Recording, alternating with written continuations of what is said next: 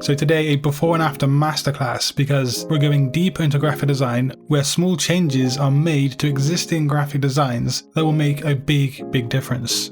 But first, take a look at this graphic design here. It's pretty much untouched after having downloaded it from Freepik. Have a think to yourself and ask yourself if this design is functional and if it's quote unquote a good design.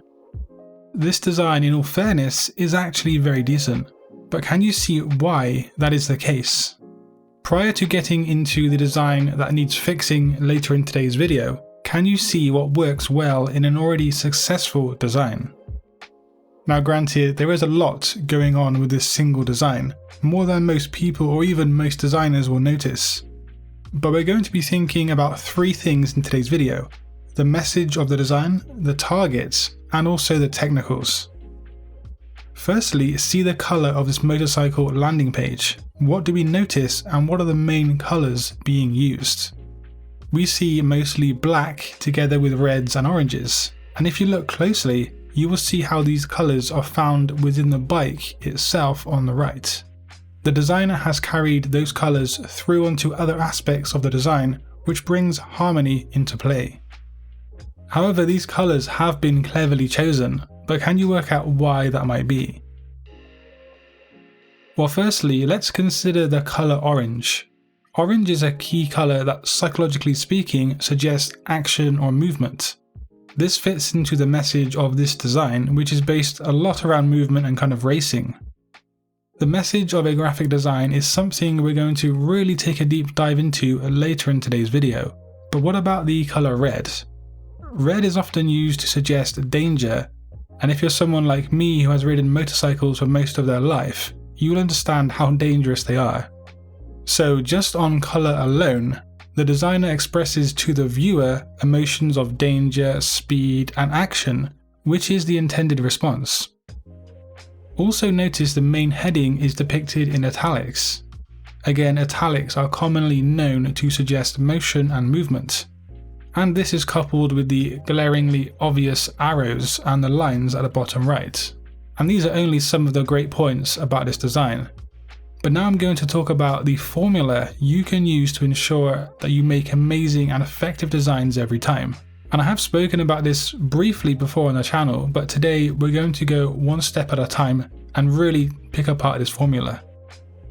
So here's a design which for sure needs some attention and some correcting. The first of three things in the formula that we're going to establish is the message. What is the message of this design in your opinion? Now if you read the text, you will realize it's asking people to try out a product, namely a graphic design related software. The message could be thought of as something like, "Hi, there is a really useful program for designers that I think you might like, so how about trying it out?" This message is quite friendly and casual, and it's simply suggesting the viewer to try out the software. Knowing the message is hugely important, and we're going to soon pull together everything from the formula. And speaking of which, the second point in the formula is the target. So ask yourself this: who is the target in this design here? Now it's pretty obvious that it's graphic designers or possibly just creatives in general who use design devices. You always need to think about the target of your designs, and I've said it before in this channel, but it is very crucial and it's going to soon become obvious why. So lastly, we have the technical layout aspects, which we are going to address as we go. These are things like alignment, leading, kerning, and so on. So going back to the message, is green a good choice for this design? Does green relate back to technology, the graphic design industry, and also designers trying out software? The short answer is no. But of course, you want to know the full answer. And that is, well, green from a psychological point of view suggests nature, good health, and growth.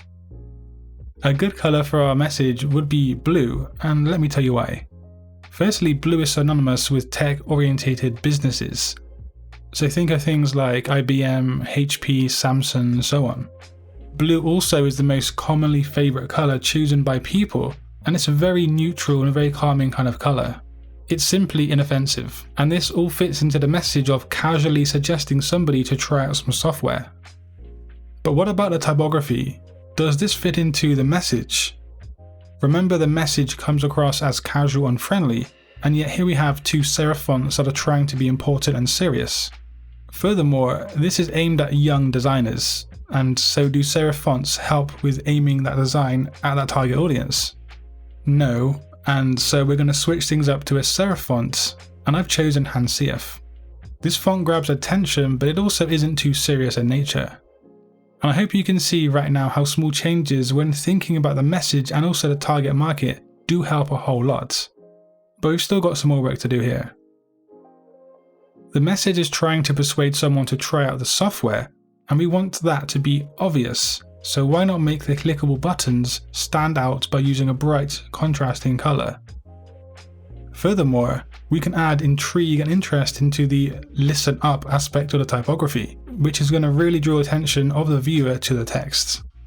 Hierarchy and contrast aren't just used for fun, they do help deliver the message in the design itself.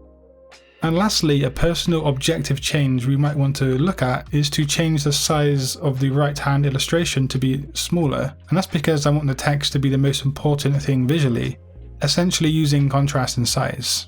The textual content here is the important part of the design because it is the message delivery. Sure, the illustration can be a focal point to grab the attention of the viewer, but then you'd want the text to be on the left, so it kind of appeals to the Western eye movement patterns that people go from left to right on pages. So the third part of the formula, the technical aspects, these come into play mainly at the end of the design process, but also as you're going through and working through things. These aspects are alignment of text, kerning and leading of typography, and so on. These just neaten up the design and make it more finely tuned and more accessible to the end viewer. So with everything in mind, here is my challenge to you guys. On screen is a design label for some wine, and the wine company should be aimed at seasoned drinkers of wine who prefer a more natural and organic style of drink. I want you to change the design whilst thinking about everything in today's video. You can find details to the submission below, and I will choose 3 winners next week. And until next time, design your future today. Peace.